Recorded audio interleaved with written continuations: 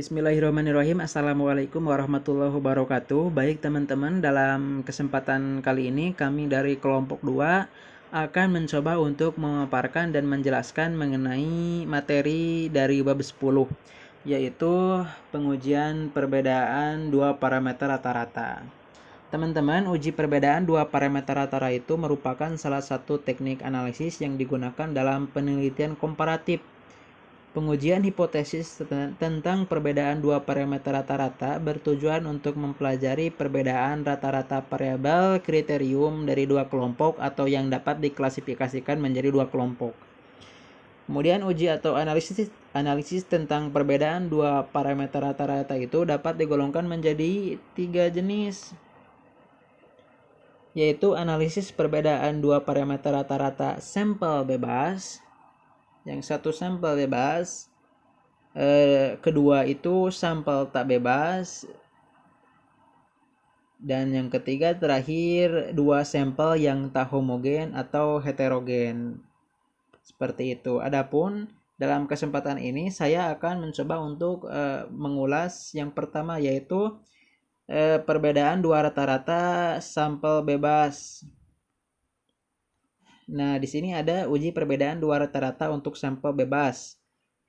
Pengertian sampel bebas dalam analisis ini adalah sampel yang keberadaannya tidak saling mempengaruhi. Sampel bebas juga diartikan sebagai dua sampel yang tidak berkolerasi atau independen.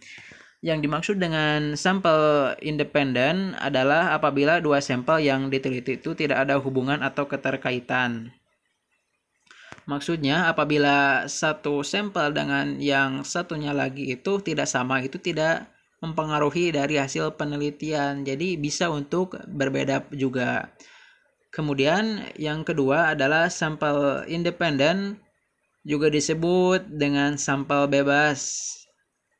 Disebut dengan sampel bebas ya. Artinya sampel independen itu tidak berkaitan dengan satu sama lain. Misalnya sampel 1 itu berjumlah 10 sampel. Kemudian sampel kedua berjumlah 12 sampel. Itu kan tidak sama. Nah, itu tidak mempengaruhi nanti dari hasil penelitian karena ini sampel independen atau bebas. Seperti itu. Bisa lebih dari 10, bisa lebih dari 10, bisa lebih dari 12 atau bisa kurang dari 10, seperti itu. Kemudian yang terakhir adalah tahapan uji beda rata-rata dua sampel independen sama dengan tahap uji beda rata-rata dua sampel yang berpasangan. Nah, di sini kita langsung saja ke contoh soal, teman-teman. Di sini ada uji tes sampel bebas secara manual. Contoh soalnya di sini kita bisa lihat, kita bisa baca ya, untuk mempelajari pengaruh metode pembelajaran terhadap kemampuan berpikir kritis matematis siswa, suatu penelitian telah mengambil dua kelompok perlakuan, yaitu metode pembelajaran dengan inquiry dan yang satu lagi dengan metode drill. Penempatan sampel ke dalam kelompok secara random masing-masing 10 siswa untuk metode inquiry dan 12 siswa untuk metode drill. Skor kemampuan berpikir kritis matematis siswa itu telah diberi pembelajaran metode inquiry dan metode drill disajikan sebagai berikut. Teman-teman bisa lihat sendiri di tabel ini.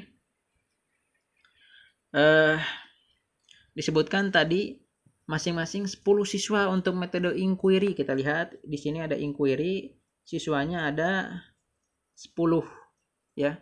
Dengan skornya 9, 9 dan seterusnya sampai 7 di sini. Kemudian 12 siswa untuk yang metode drill. Teman-teman bisa lihat di sini ada yang metode drill. Jumlahnya ada 12 siswa sampai yang poin 5 ya, skor 5.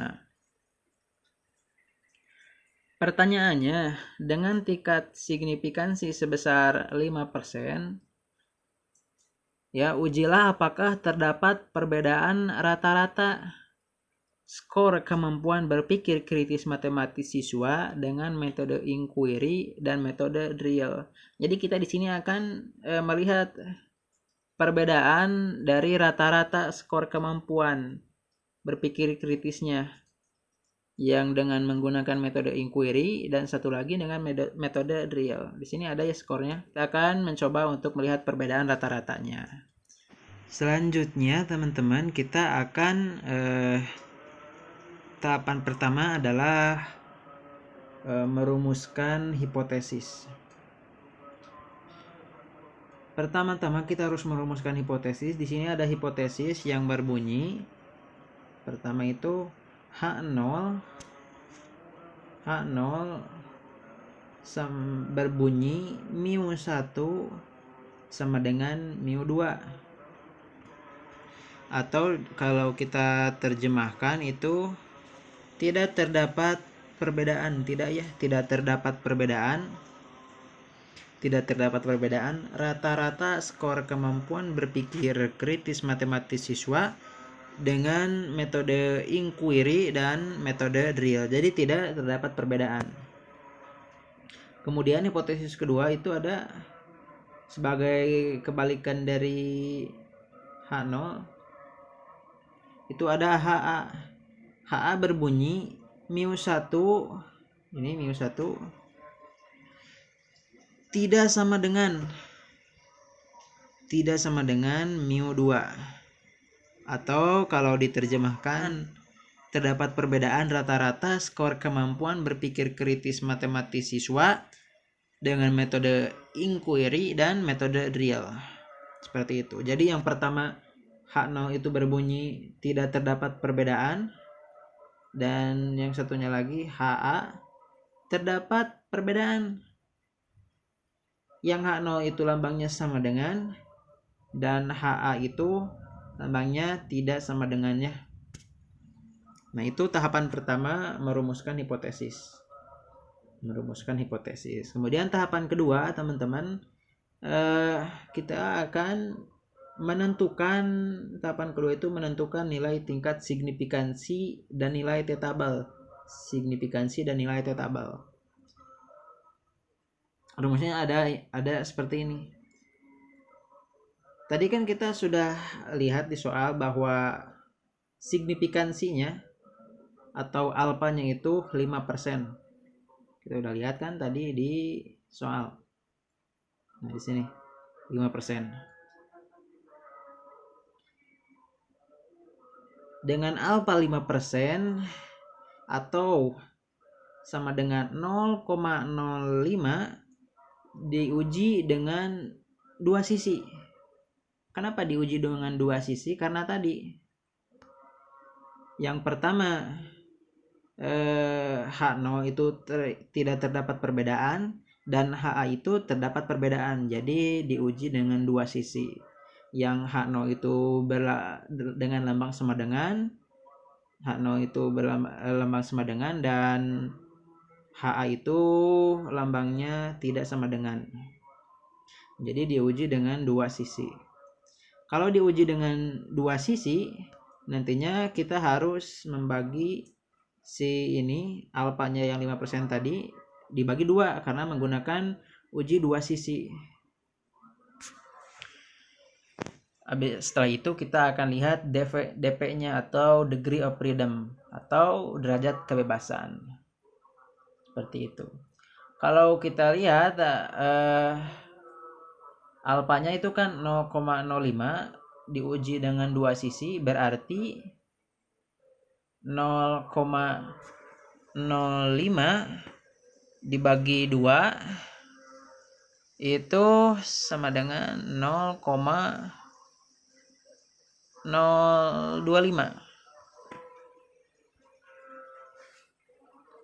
Setelah itu di sini ada N1 sama dengan 10 dan N2 sama dengan 12. N itu kan tadi sampel yang di awal.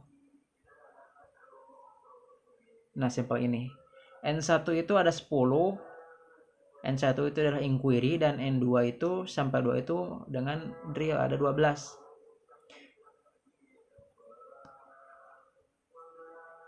Nah, N1 inquiry dan N2 drill. 10 orang dan 12 orang ya, teman-teman.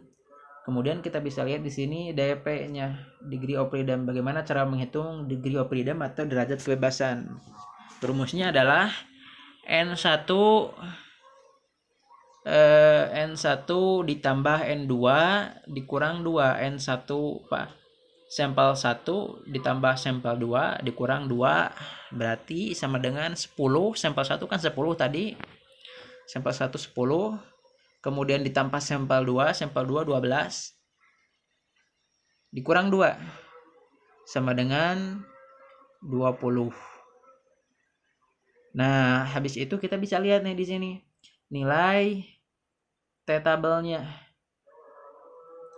T-tabelnya dengan nilai alfa tadi kan 0,025 tadi hasil dari 0,05 dibagi 2 hasilnya 0,025 dengan DF-nya 20, degree of freedom-nya 20, degree of freedom-nya 20 di sini 20 berarti sama dengan 2,09 hasilnya. Seperti itu. Oke, baik. Untuk tahap selanjutnya adalah kita tahap ketiga yaitu menghitung nilai dari T hitung. Di sini kita asumsikan bahwa saya sudah buat tabel ya. Kita asumsikan ini nomor siswa yang telah diuji ada 12 siswa. Y1 itu untuk yang diuji dengan metode inquiry ada 10 siswa ya. Y1 menggunakan metode inquiry ada 10 siswa. Kemudian Y2 di sini. Y2 adalah siswa yang diberikan metode drill ada 12 siswa ya. Lihat dari soal yang sebelumnya. Y1 metode inquiry ada 7 siswa, ada 10 siswa maksud saya.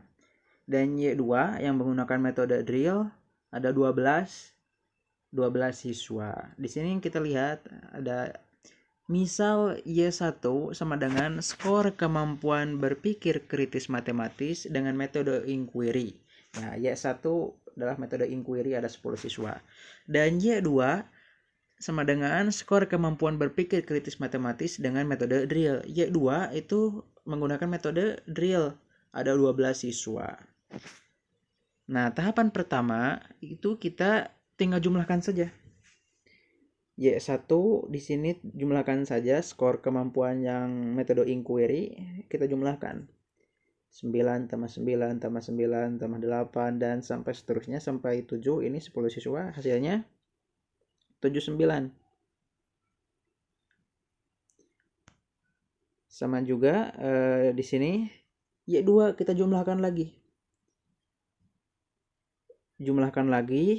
9 tambah 8 tambah 8 tambah 7 tambah 6 dan seterusnya sampai siswa ke-12 yaitu 5. Kita jumlahkan hasilnya 81. Ada 81. Seperti biasa kita maknai Y1 sama dengan 79 dan Y2 sama dengan 81. Kita masukkan ke sini. Sigma Y1 sama dengan 79 ya. Ini 79. Dan sigma Y2 sama dengan 81 di sini.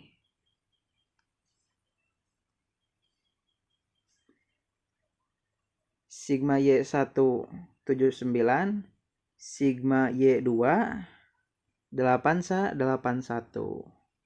Oke. Tahapan selanjutnya adalah mencari nilai Y1 kuadrat. Kita harus mencari nilainya. Caranya adalah kita harus kuadratkan 2 kuadratkan angka-angka yang di tabel ini Y1. Misalnya misalnya 9 kuadrat sama dengan 81 ya teman-teman. 9 kuadrat sama dengan 81. 8 kuadrat sama dengan 64 sampai seterusnya sampai akhir. Ini kita udah dapat ini.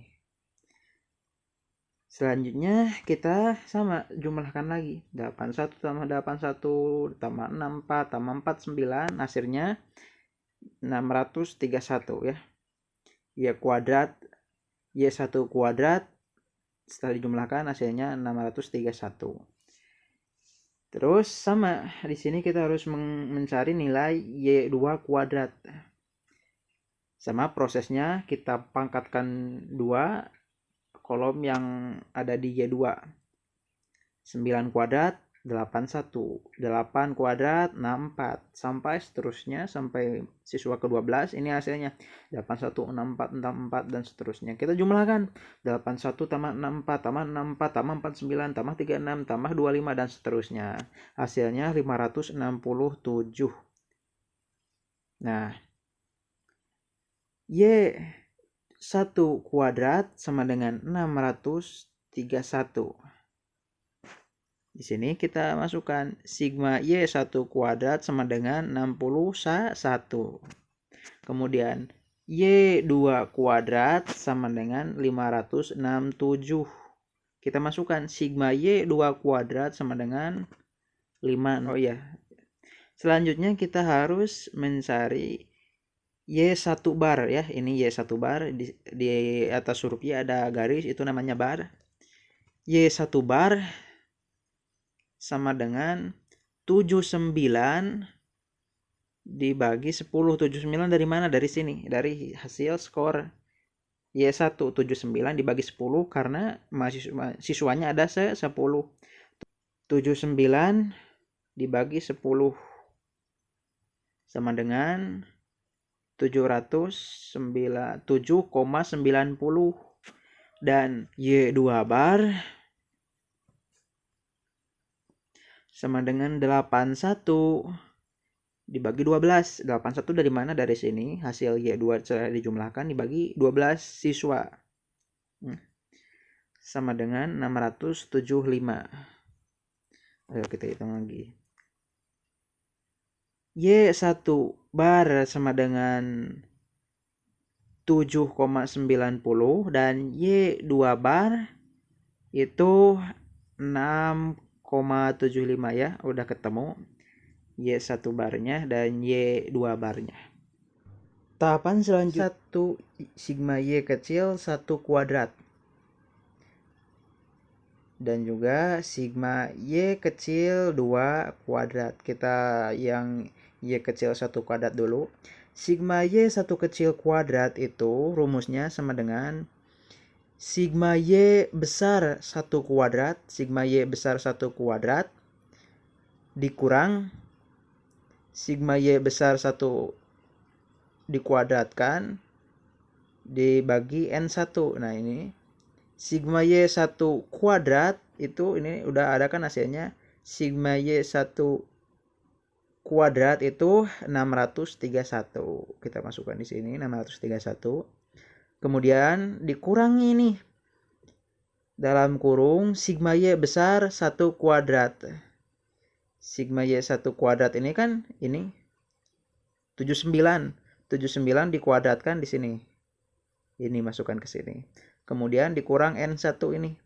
N1 tadi berapa untuk sampel 1 T ada 10 ya. Jadi 631 dikurang 79 kuadrat dibagi 10.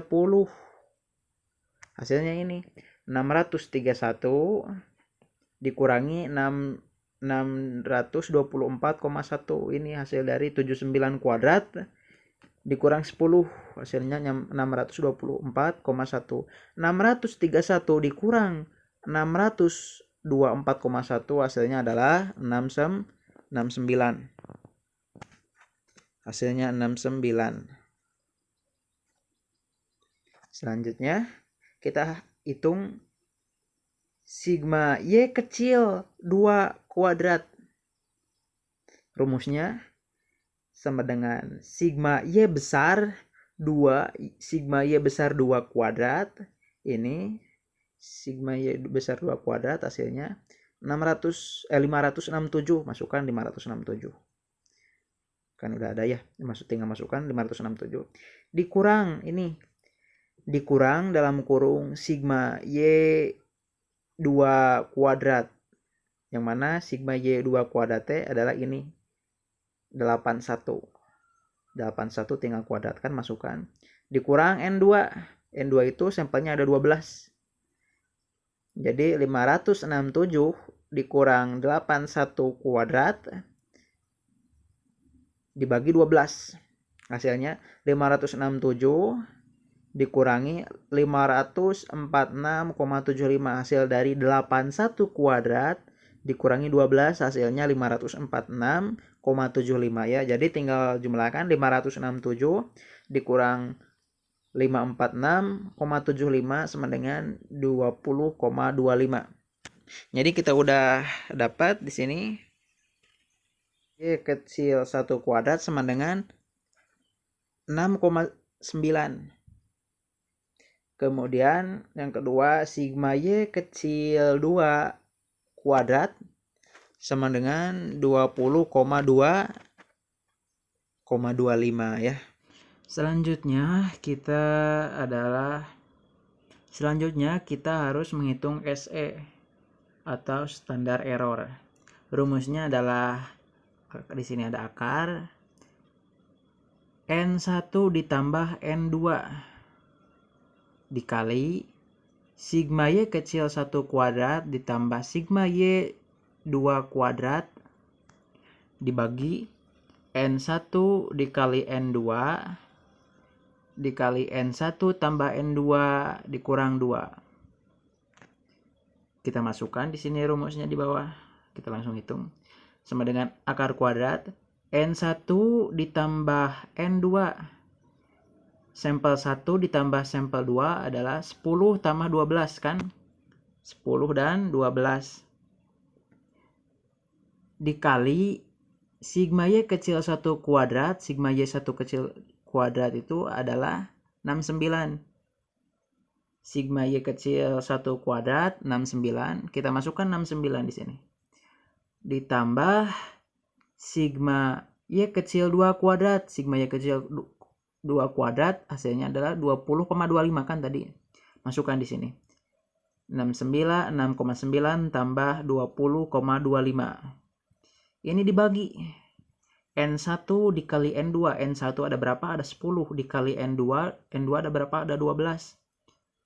N kali N1 tambah N2 kurang 2. Berarti 10 tambah 2 kurang 2. Sama dengan di sini. 10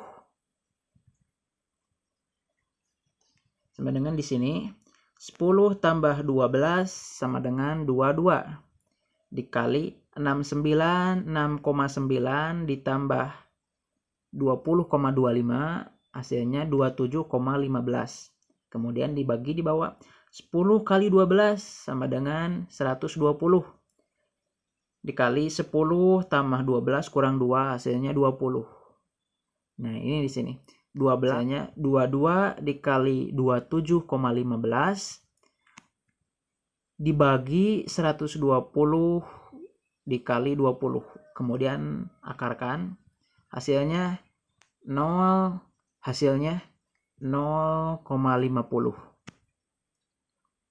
Nah, baru kita bisa menghitung nilai T hitung. SE-nya kan kita tandai, kita maknai. Berarti SE-nya adalah 0,50 ya teman-teman. SE sama dengan 0,50. Setelah itu kita bisa menghitung nilai T hitung. Rumusnya sigma Y1, rumusnya Y1 bar dikurang Y2 bar dibagi SE. Dibagi SE nih. Y1 bar tadi hasilnya udah ada 7,90 ini. Y1 bar sama dengan 7,90. Masukkan 7,90 dikurangi Y2 bar. Y2 bar hasilnya 6,75 ini. 6,75 dibagi SE. SE itu tadi udah ada hasilnya itu 0,5. 0,90 dikurang 6,75 hasilnya 1,15. Dibagi SE yaitu 0,5 hasilnya 2,3. Hasilnya 2,3. Berarti T hitungnya itu adalah 2,3 ya teman-teman. Kalau T hitungnya 2,3 berarti sedangkan T tabelnya adalah 2,9, 2,09 berarti kan lebih besar nilai T hitung karena 2,3. Nah, kalau kita sudah mengetahui bahwa nilai T hitung itu 23 yang berarti lebih besar dari nilai T tabel, kita bisa melangkah ke proses berikutnya, yaitu menentukan kriteria pengujian. Tahapan 4 yaitu menentukan kriteria pengujian. Tadi sudah disimpulkan bahwa karena nilai T hitung sebesar 2,3, T hitungnya 2,3 lebih besar nih dari nilai T tabel yang hanya sebesar 2,9. Maka hipotesis H0 itu ditolak. Kita lihat lagi hipotesisnya di awal. Nah, H0 berbunyi tidak terdapat perbedaan rata-rata skor kemampuan berpikir kritis matematis siswa dengan metode inquiry dan real. Tapi setelah kita melakukan hipotesis tadi ada perbedaan kan? Lebih besar nilai T tabel. Berarti ditolak. Yang menandakan bahwa HA itu diterima. HA diterima. Seperti itu. Setelah kita mengetahui bahwa H0 hipotesis H0 ditolak, selanjutnya kita ke proses tahapan kelima, yaitu menentukan kesimpulan, ringkasan dan kesimpulan. Terdapat perbedaan rata-rata skor kemampuan berpikir kritis matematis siswa dengan metode inquiry dan metode drill. Nah, seperti itu teman-teman. Penjelasan mengenai uji T sampel bebas secara manual. Kurang lebihnya, selanjutnya kita masuk ke materi selanjutnya, yaitu aplikasi SPSS untuk uji T sampel bebas. Di sini kita pakai tabel yang tadi, yang inquiry ada 10 siswa ya. Dan real ada 12 siswa yang telah diuji. Dengan menggunakan data pada tabel di atas dilakukan pengujian dengan statistik uji T sampel independen dengan aplikasi SPSS. Adapun langkah-langkah analisisnya adalah sebagai berikut teman-teman. Nah, teman-teman, untuk materi aplikasi SPSS, uji T sampel bebas, dengan menggunakan data pada tabel contoh yang sebelumnya, yaitu menggunakan tabel yang ini. Nah, menggunakan tabel yang ini, langkah-langkahnya itu seperti ini. Teman-teman buka SPSS-nya. Selanjutnya untuk type-nya kita pilih string.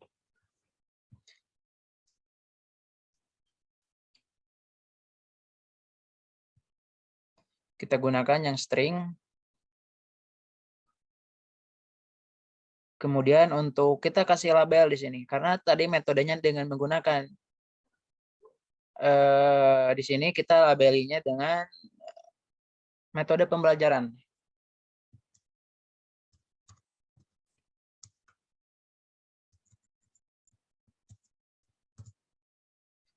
Kemudian untuk value-nya, karena tadi di metode pembelajarannya kita menggunakan dua ya, pertama inquiry dan yang kedua adalah drill. Kita kasih value-nya. Kita tuliskan angka 1 untuk inquiry. Kemudian add. Setelah itu pilih OK.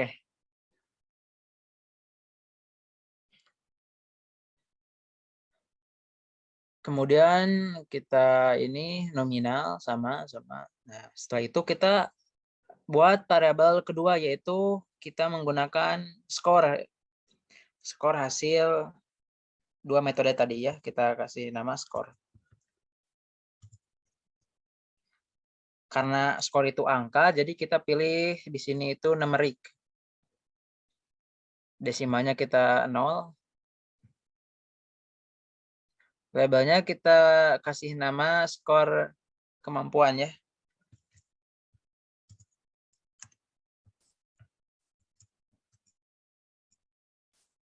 Palunya kita kosongkan, missing kita kosongkan. Measure-nya kita bikin scale ya. Pastinya scale. Nah, setelah seperti ini, kita klik ke data view. Nah, udah ada di sini. Tahapan selanjutnya adalah pada kolom pertama, tuliskan setiap responden dengan angka 1 untuk metode inquiry dan angka 2 untuk metode drill. Oke, karena kita lihat di tabelnya di sini. Inquiry ada berapa? Ada 10. Kita lihat drill di sini ada berapa? Ada 12 ya. Jadi angka 2 kita bikin 12. 1, 2, 3, 4, 5, 6, 7, 8, 9, 10, 11, 12. Oke, ini udah ada. Nah, kemudian pada kolom 2 ini di sini, di skor, masukkan skor kemampuan berpikir kritis matematis berpasangan dengan masing-masing metode pada kolom 1. Harus berpasangannya masukin. Nah, seperti ini. Setelah kita input data yang metode dan skornya yang berasal dari tabel tadi, selanjutnya kita pilih menu analyze di atas. Klik menu analyze. Setelah itu pilih submenu compare means yang ini. Compare means. Kemudian pilih independent sample test. Nah, ini. Kita klik.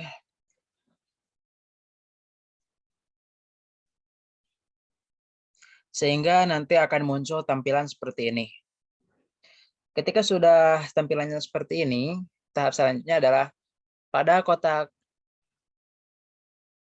di skor, masukkan ke tes variabel.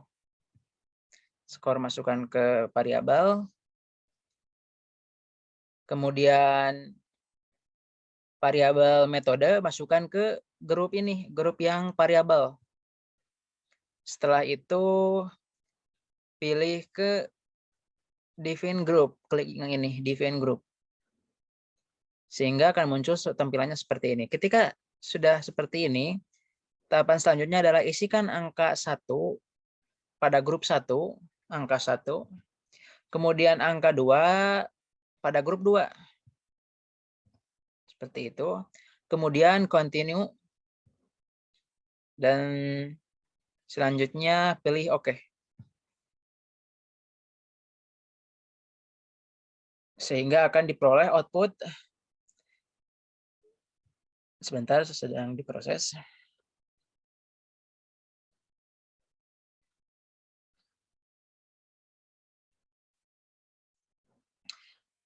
Nah, untuk interpretasinya itu sebagai berikut. Pertama, pada tabel di sini, di grup statistik, pada tabel ini terlihat rata-rata kemampuan berpikir kritis matematis siswa yang diajar dengan metode inquiry. Nah, ini metode inquiry itu sebesar 7,90 dengan variabelnya, dengan mahasiswanya 10 ya. Dengan siswanya yang diuji ada 10 orang. Dan standar deviasi 876. Serta metode real sebesar 6,75 ini. Dengan standar deviasi 1,357. Nah, ini 1,57. Hal ini berarti secara deskriptif kemampuan berpikir kritis matematis siswa yang diajar dengan metode inquiry ini itu lebih tinggi dan lebih konsisten daripada metode drill karena lebih tinggi ininya rata-ratanya ya minnya. Kemudian kedua, perhatikan pada kolom equal variance assumes. Nah ini, equal variance assumes dan baris Levin's test for equality variance. Yang ini, Levin's test for equality variance. Diperoleh F dengan nilai 2,640 dengan angka sig yaitu 120. 120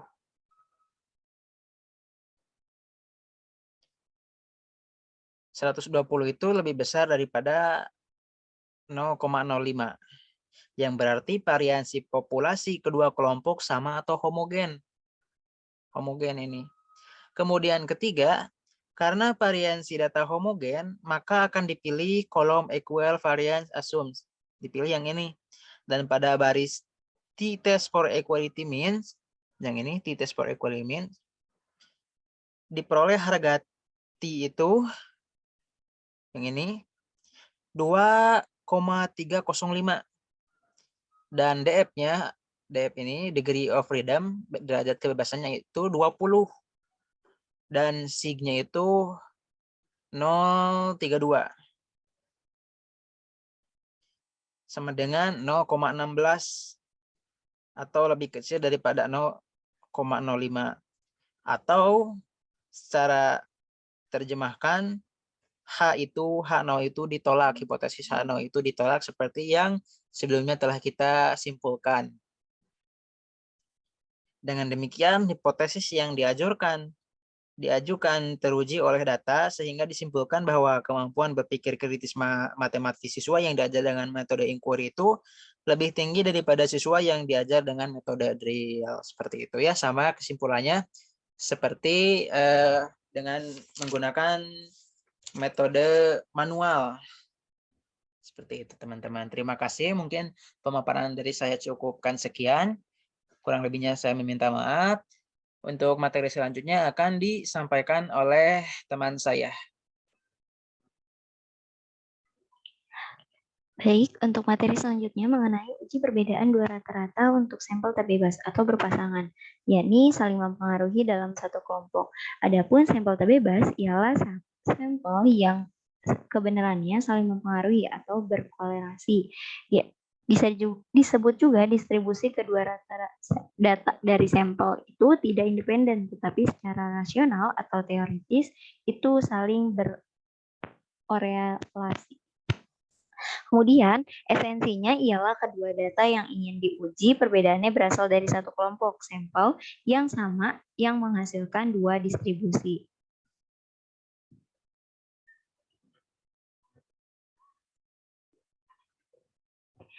Baik, selanjutnya itu ada contoh dari uji T sampel tak bebas secara manual. Di sini itu ada di halaman 306 ya teman-teman. Nah, contohnya 10.3. Nah, untuk mempelajari perbedaan hasil belajar geometri siswa sebelum dan sesudah diberi media 3 dimensi, diambil sampel acak 10 siswa untuk diberi pembelajaran dengan media tersebut. Skor hasil belajar geometri sebelum dan sesudah media tersebut diimplementasikan disajikan sebagai berikut. Kayak gini ya teman-teman yang bisa dilihat di tabel atau di buku statistik halaman 306. Kemudian, ujilah hipotesis secara statistik pada koefisien 0,05 untuk hipotesis verbal yang berisikan terdapat perbedaan antara hasil belajar geometri siswa sebelum dan sesudah diberi media 3 dimensi. Berikan kesimpulan terhadap hasil yang diperoleh. Baik, langkah pertama ya ini cara jawabnya. Yang pertama itu adalah membuat hipotesis penelitian HO dan H1. Nah, hipotesis statistik juga bisa berbunyi sampel berasal dari populasi berdistribusi normal ataupun sampel berasal dari populasi berdistribusi tak normal. Nah, teman-teman yang kemudian itu agar memudahkan perhitungan dapat disusun tabel persiapan seperti tabel yang teman-teman lihat di sini. Nah, caranya dari sini kita mengetahui bahwasanya jumlah N1 dan N2 itu kan sama ya, 10. Nah, terus juga jumlah Y1-nya 64. Kemudian ketika kita hitung jumlah Y1 dikuadratkan menjadi 420. Kemudian diketahui juga di sini ada jumlah Y2-nya itu 83 dan apabila dikuadratkan menjadi 697. Nah, untuk mengetahui Y1 barnya itu tinggal bagi 10. Jadi 64/10. 10 itu adalah banyak datanya. Jadi kan 6,4 dan Y2-nya itu 83. 83 dibagi banyaknya data. Ini 10 kan. Jadi 8,3. Kemudian dari jumlah Y1 itu kan dikuadratin.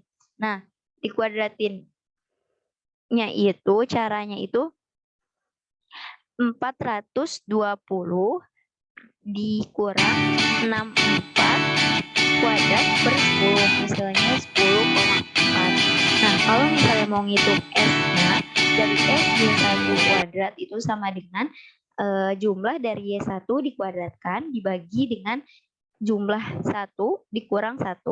Nah, kan tadi udah diketahui nih ya, kalau misalnya jumlah dari Y1 kuadrat itu kan 10,4. Nah, dibagi banyaknya data dikurang 1. Banyaknya datanya tadi 10 dikurang 1 sama dengan 9. Nah, hasilnya itu 1,15556.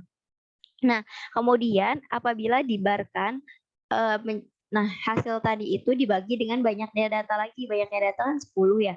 Nah, jadi hasil tadi dibagi dengan 10 sama dengan 0,11556. Nah, kemudian kan tadi ini masih kuadrat ya. Nah, kita nyarinya itu nggak kuadrat, jadi nanti hasilnya itu diakarin. Jadi hasilnya nanti terakhirnya 0,3399. Nah, kemudian kita juga nyari dari jumlah Y2 kuadratnya. Nanti kalau misalnya udah ketemu, baru kita nyari S-nya. S bar Y kuadratnya, terus kemudian kita jadikan ke S Y bar kuadrat. Maaf, jadi S Y bar 2-nya. Nah, di sini kan udah ketemu ya hasilnya 0,30. Kemudian kita cari jumlah dari Y1, Y2-nya. Sama dengan, itu cara nyarinya itu banyaknya data dari Y1 dan Y2 dikurang jumlah Y1 dikali jumlah Y2 per 10 atau per banyaknya data. Nah, terus habis itu kita masukin nilai-nilainya dan nanti hasilnya adalah 5,8. Kemudian kita hitung korelasinya. Korelasi dari Y1 dan Y2 adalah caranya itu jumlah dari Y1 sama Y2 dibagi akar dari jumlah Y1 kuadrat dikali jumlah Y2 kuadrat. Terus kita masukin datanya, setelah itu akan menghasilkan 0,632. Nah, kemudian kita hitung DB atau biasa disebut DF. Juga sama aja ya teman-teman. Nah, kemudian caranya itu N dikurang 1 sama kayak tadi. Jadi N-nya kan tadi 10. 10 dikurang 1 sama dengan 9. Nah, kemudian kita menggunakan rumus TO. Nah, rumus TO itu sama dengan Y1 bar dikurang Y2 bar dibagi akar dari SY bar 1 kuadrat ditambah SY bar 2 kuadrat dikurang 2 rasio dari Y1 Y2 dikali SY bar 1 dikali SY bar 2. Kemudian kita masukin datanya. Kalau misalnya udah masukin datanya, nanti kita hitung dan hasilnya itu 6,862. Nah, kemudian ataupun kita bisa menggunakan cara 2. Nah, kalau cara 2 itu dengan menggunakan rumus TO sama dengan Y1 dikurang Y2, Y1 bar dikurang Y2 bar per akar dari jumlah D kuadrat atau varians terbesar dikuadratkan per N, banyaknya data dalam kurung lagi, N dikurangin 1 tutup kurung. Di mana jumlah dari varians terbesar kuadratnya itu adalah sama dengan jumlah D kuadrat min jumlah D kuadrat per N. Nah, di sini agar memudahkan juga ya teman-teman, jadi kita bikin tabel dulu. Nah, kalau misalnya ini D-nya dari mana? D-nya itu dari Y1 dikurang Y2. Jadi 6 dikurang 8 kan min 2. Nah, min 2 itu dikuadratkan jadi 4 gitu. Contoh lagi, misalnya 7 dikurang 7 hasilnya 0. 0 dikuadratkan jadi 0 juga gitu. Terus 5,5 dikurang 8 hasilnya min 3. Min 3 dikuadratkan jadi 9 kayak gitu ya, teman-teman. Nah, oke. Kemudian kita hitung nih. Kita kan tadi cara ngitung bar kan apa data dikurangin data dari Y1-nya dibagi dengan banyaknya data. Nah, berarti kan kalau misalnya kita nyari Y1 bar berarti kan 64, banyaknya data nih yang di sini Y1-nya dibagi 10.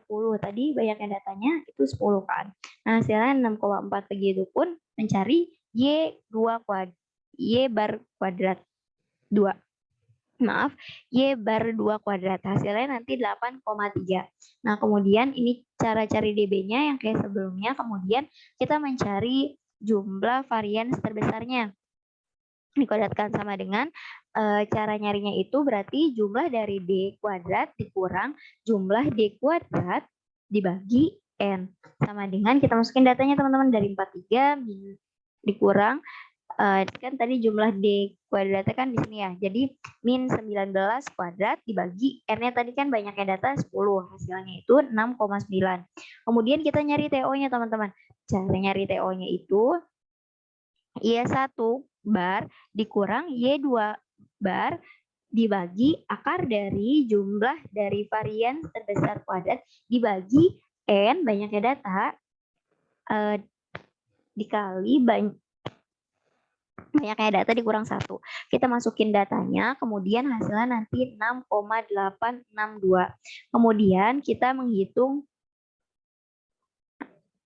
dari korelasinya. Korelasinya itu kan TO dikuadratkan per TO kuadrat ditambah DB. Sama dengan kita masukin datanya, kemudian nanti hasilnya akan keluar dari korelasi data tersebut adalah 0,840. Nah, jadi kalau misalnya di persen kan jadinya 840 jadi 84% kan teman-teman. Nah, jadi bisa disimpulkan harga TO lebih besar daripada harga TB. Maka H min O ditolak. Dengan demikian terdapat perbedaan antara hasil belajar geometri siswa sebelum dan setelah diberikan media pembelajaran 3 dimensi. Media pembelajaran dapat menjelaskan 84% variasi skor hasil belajar geometri.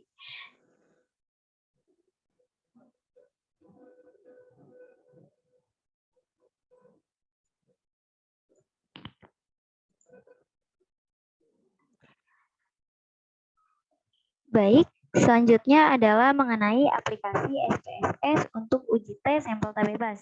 Nah, yang pertama itu kita buka ya aplikasi SPSS-nya, kemudian kita ke data view, terus isi ya teman-teman, isi datanya yang ada di halaman 306 di buku statistik terapan. Kemudian di kolom yang pertama itu kita isi yang data sebelumnya atau Y1, dan yang kedua itu di kolom kedua kita isi Y2 atau setelahnya. Kemudian kita ke variable view. Nah, ke variable view ini kita yang barisan pertama kita isi sebelum, nah yang kedua itu kita isi setelah. Dan terus kemudian kita jangan lupa juga desimalkan menjadi 0 dan kemudian kita ubah ke scale-nya ini juga ke scale ya. Terus kemudian kita ke analyze. Setelah kita ke analyze, kita pencet juga compriments. Setelah kita mencet compriments, terus kemudian kita ke pirate sample t-test yang ini.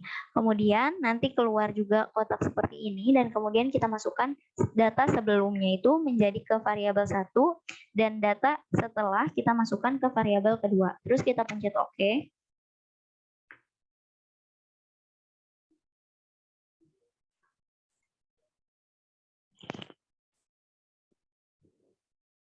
Baik, setelah itu nanti akan keluar hasilnya teman-teman. Nah, hasilnya itu yang pertama itu bisa diinterpretasikan dari semua data yang tadi.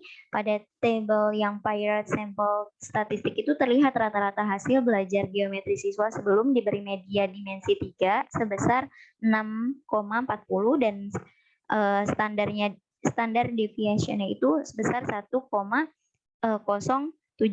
Sedangkan setelah diberi belajar geometri itu dengan dimensi 3 itu dia rata-ratanya jadi 8,30 dan standar deviation-nya jadi 0,49. Jadi secara bisa juga ya dijabarkan secara deskriptif itu terdapat perbedaan antara rata-rata hasil sebelum dan sesudah belajar geometri pada pembelajaran dengan media 3 dimensi. Kemudian pada tabel yang paired sample correlation ini diperoleh hasil koefisien korelasi skor hasil belajar geometri antara sebelum dan sesudah diberi media dimensi 3 itu sebesar 0,632 dengan angka sig atau p-value-nya itu 0,50 lebih kecil sama dengan daripada 0,05 atau tidak signifikan.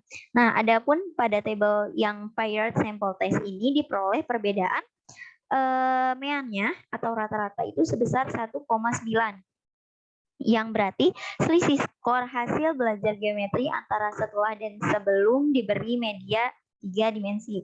Nah, harganya itu kan kalau misalnya di buku itu kan positif, tapi karena ininya dia negatif karena itu sebelum dikurangin sesudah. Kan 6,40 dikurang 8,30 kan hasilnya ini ya jadi minus. Tapi kalau misalnya di buku itu positif, jadi kenapa itu di buku positif? Karena setelah diberikan media 3 dimensi itu dapat disimpulkan bahwasannya skor hasil belajar geometri lebih tinggi daripada skor yang diberi daripada sebelum diberi media 3 dimensi. Nah, selanjutnya pada tabel ini juga terdapat angka penting atau hasil pentingnya mengenai harga statistiknya. Tapi sebelum itu juga pada tabel ini juga kan memiliki standar error ya, error mean. Nah, ini juga menunjukkan bahwasanya angka kesalahan baku perbedaan rata-rata. Nah, tadi juga sempat dibahas oleh saya harga terpentingnya itu terdapat pada harga statistik T-nya yang sebesar 6,862 dengan DB atau DF-nya juga itu 9 dan angka sig atau p-value-nya itu sebesar 0,000 kurang dari 0,05 atau H0-nya ditolak. Dengan demikian dapat disimpulkan bahwa terdapat perbedaan hasil belajar geometri siswa yang signifikan antara sebelum dan setelah diberi media 3 dimensi.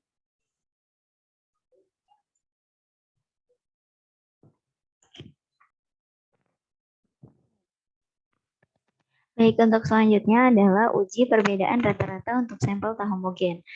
Jadi, kalau misalnya sampel tak homogen itu, jika dua kelompok distribusinya normal, namun varians datanya itu tidak homogen, maka uji perbedaan rata-rata dua kelompok tersebut menggunakan statistik uji T dengan rumus sebagai berikut. Kayak gini ya teman-teman. Kemudian kita langsung ke contoh soalnya. Nah, misalnya contoh T sampel tak homogen secara manual dulu kita hitung ya. Contoh soalnya itu suatu penelitian bertujuan untuk mempelajari pengaruh pendekatan tematik terhadap kemampuan menulis naratif siswa untuk tujuan tersebut. Secara acak telah dibentuk dua kelompok, yaitu kelompok yang diberi pendekatan tematik dan kelompok pendekatan deduktif. Masing-masing berukuran 12 siswa. Data kemampuan menulis naratif siswa disajikan sebagai berikut. Kayak gini ya teman-teman. Nah, atau juga bisa dibuka di halaman 310 buku statistik terapan. Kemudian lakukan pengujian hipotesis secara statistik di mana pada koefisien 0,05 untuk hipotesis penelitian yang menyatakan bahwa kemampuan menulis naratif siswa yang diberi pendekatan tematik lebih tinggi daripada siswa yang diberi pendekatan deduktif. Oke. Yang pertama itu caranya merumuskan hipotesis.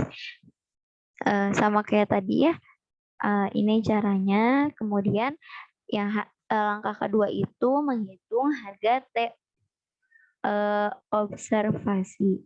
Nah, di sini agar memudahkan penghitungan dapat disusun tabel persiapan. Misalnya skor kemampuan menulis naratif siswa dengan pendekatan tematik itu Y1 dan pendekatan deduktifnya Y2. Nah, kemudian di sini ada tabelnya juga, bisa teman-teman lihat.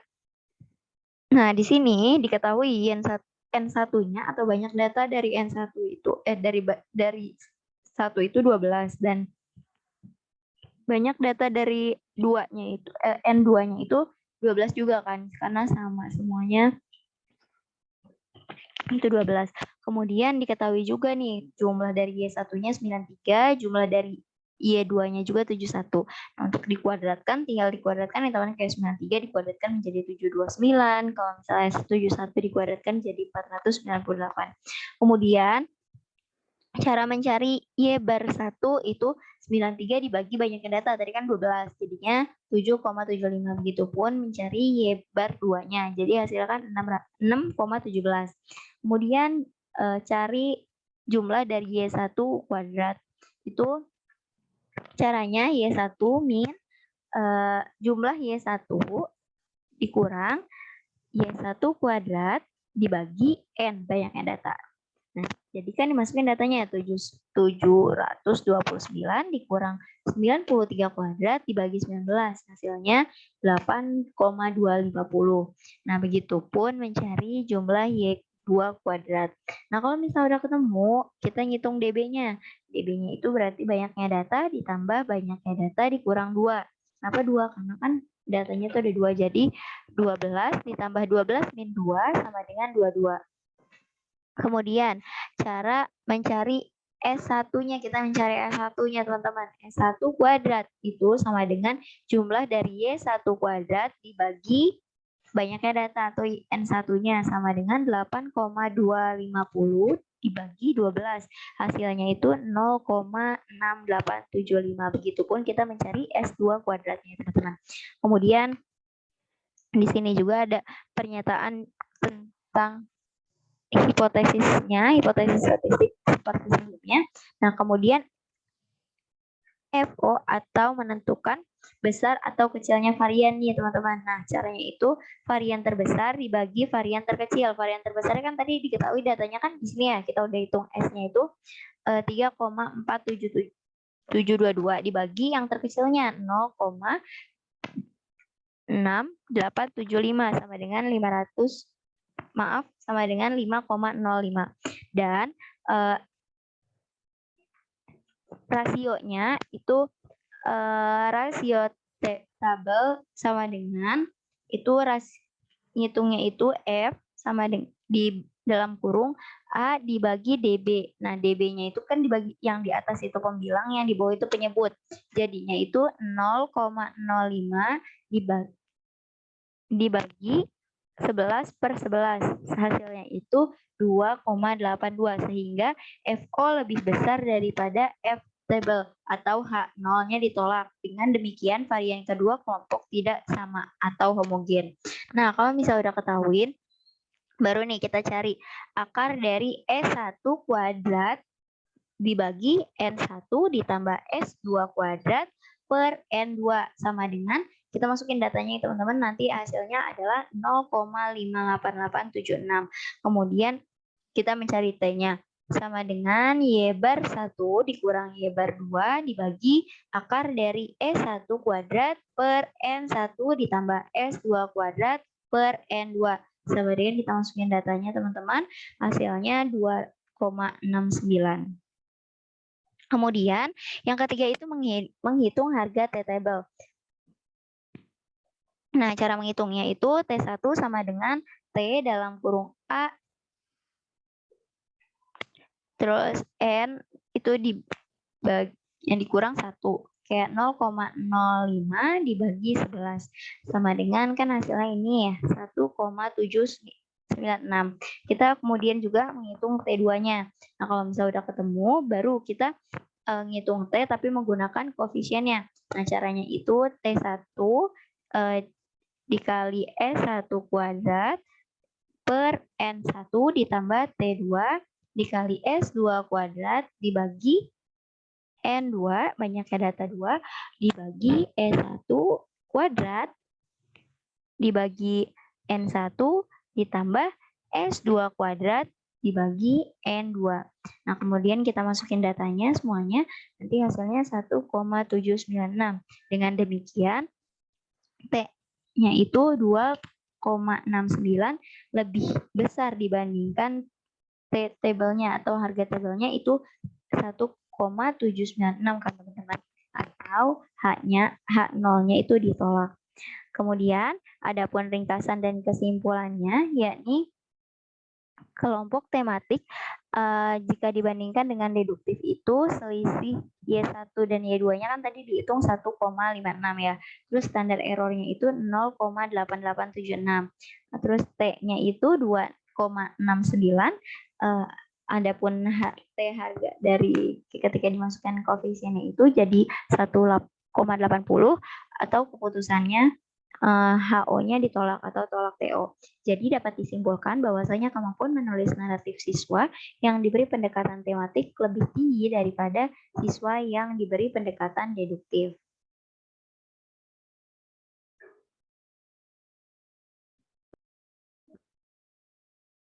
Baik, selanjutnya adalah tentang pengaplikasian SPSS untuk uji tes sampel tak homogen. Yang pertama itu sama ya teman-teman, buka aplikasi SPSS-nya, kemudian ke data view, kemudian masukkan contoh data dari 10.4. Pada kolom pertama itu tulisannya setiap responden dengan angka 1 untuk pendekatan tematik dan angka 2 untuk pendekatan deduktif. Nah, jadi 1 ini buat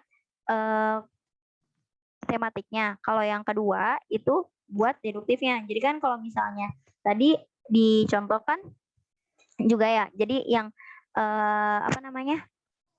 data tematik itu kan ada 12, maka tulis nih 1 sampai 12 itu 1 doang karena kan jumlah tematik itu ada 12. Kemudian juga deduktif juga sama kan ada 12. Jadi dari 13 sampai 24 itu angka 2 untuk data deduktifnya.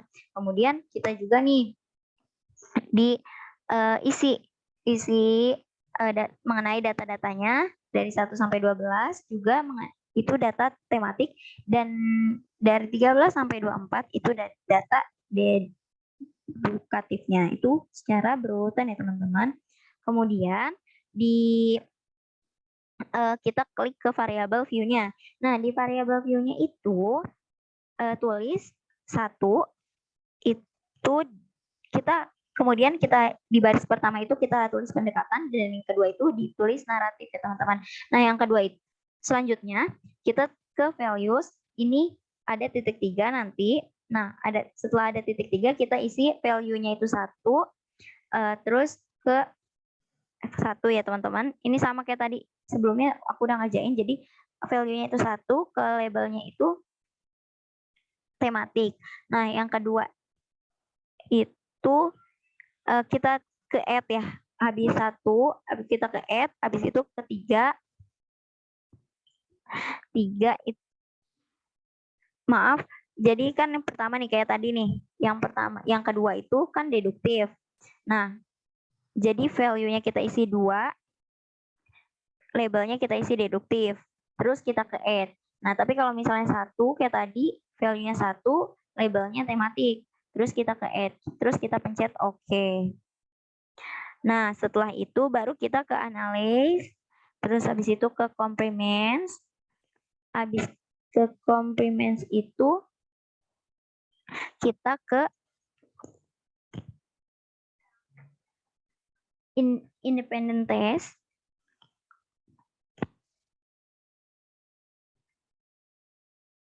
Nah, habis ke independent test, ini kan nanti ada, kita balikin dulu ya teman-teman.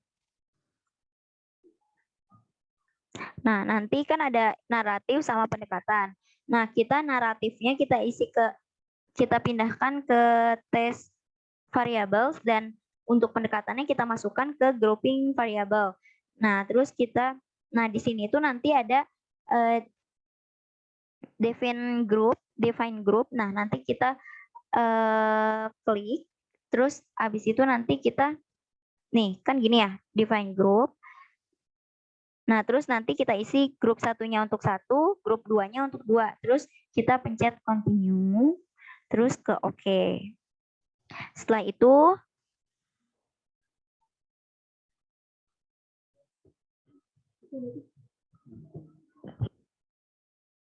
Ya baik, teman-teman, selanjutnya itu kan nanti sehingga memperoleh hasil output SPSS sebagai berikut. Nah, interpretasinya pada tabel pertama itu ada pada grup statistik. Terlihat ya teman-teman, rata-rata tematiknya itu 7,75 dengan standar deviation-nya itu 0,866. Tetapi kalau misalnya rata-rata deduktifnya itu 6,17, sedangkan standar deviation-nya itu 1,946. Nah, dari situ hal ini berarti secara deskriptifnya itu kemampuan menulis naratif siswa yang diberi pendekatan tematik lebih tinggi daripada deduktif, sehingga itu juga bisa disimpulkan bahwa itu lebih konsisten ya daripada pendekatan deduktif itu sendiri. Kemudian, kemudian ada di independent sample test itu. Terus perhatikan nih teman-teman di equal variance assumption-nya itu bahwasanya pada baris level test for equality of variance itu terdapat data pada harga statistik F-nya itu 5,906 dengan angka sig atau p-value-nya itu 0,024 kurang dari 0,05 yang berarti varians populasi kedua kelompok itu tidak homogen atau heterogen. Kemudian selanjutnya karena variansnya itu datanya tidak homogen dan termasuk itu heterogen, maka akan dipilih kolom equal variance not assumed.